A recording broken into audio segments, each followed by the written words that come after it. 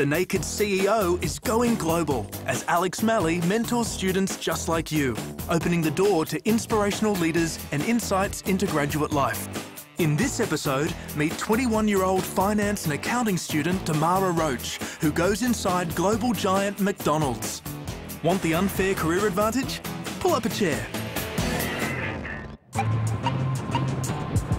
Listen, thanks again for seeing Damara today. So, Alex, what do you think Damara wants out of this experience? She's very concerned about making mistakes, and I'm very encouraging of her to do that, as long as they're not the same ones. Yeah, absolutely. We can talk about confidence, backing yourself.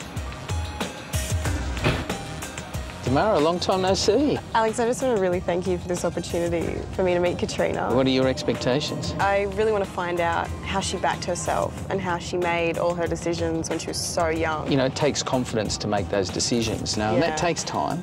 Okay. But your desire to know and your desire to inherit information is what's going to make you really successful.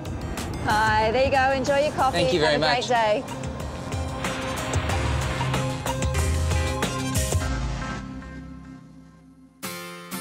Globally, McDonald's operates in over 120 countries, and in Australia is the largest employer of students. With an annual investment of $40 million in management programs, many of the crew simply never leave, including the Australian CEO, Katrina Noble, who began working with the company aged just 14. Hi, Katrina. Great to see you again. Hey, Alex. Great to see you. This is Damara. Hi, Damara. Great to meet you. You too. How was your coffee this morning, by the way? I thought I recognised you. See, keep an eye on the customer. Just that whole issue of actually running the Australian brand within a super brand, what challenges do you find that is for you? You've got a global brand of which there's this amazing strength. So, people know they can get the same Big Mac anywhere. So it's one vision, that's a global vision. Yeah. But then how do you put the local lens over that? On a day-to-day basis, they have to feel we're McDonald's Australia. Because that whole thing about the established brand guarantees nothing. They have to build a culture and they have to give it the right amount of time. Well, Asia is a great example of that. You go to China, every restaurant we open loses money. And we happily do it, and we're ramping it up to open more because we know over a few years they become profitable, but you've got to be prepared to invest. Katrina, one of the great aspects of our roles is working with young people. Damara's in second year university doing accounting, and we deal with graduates all the time. What are you wanting from graduates? Most of our staff are students. Yeah. We also do some internships, so people who haven't worked as crew at McDonald's but come straight in. So we also do scholarships that we promote through the universities. Wow. So any university student could go for an internship and they could be studying anything. I think people often don't think about it because they're just thinking from a customer point of view. Behind that is this massive, engine. You started working when you were 14 years old. How did you get the confidence to speak to customers? It was actually quite hard initially talking to customers because it was talking to a stranger. A few years down the track in my career, I became a training consultant. So I built a little bit of confidence with a smaller team. I became a restaurant manager at 19. I think back now to all the mistakes I made because I think I was very results focused, very ambitious. Damara will know that I'm happy to hear that because she's concerned about making mistakes, and really we encourage them in our role to, as long as it's not the same one. If you're not making mistakes, you're not trying hard enough because you're not pushing the boundaries. And actually you gain a lot of credibility as a leader as well, if you can admit that you make a mistake. And the advantage you've got at your age is that fundamentally you are who you are. She's authentic. And the journey is to actually grow and go through those experiences and come out the other end still the same person. Don't ever let go of that because that's your brand. Don't ever let your confidence reside in your work and your skills. You have to, it has to be deeper than that.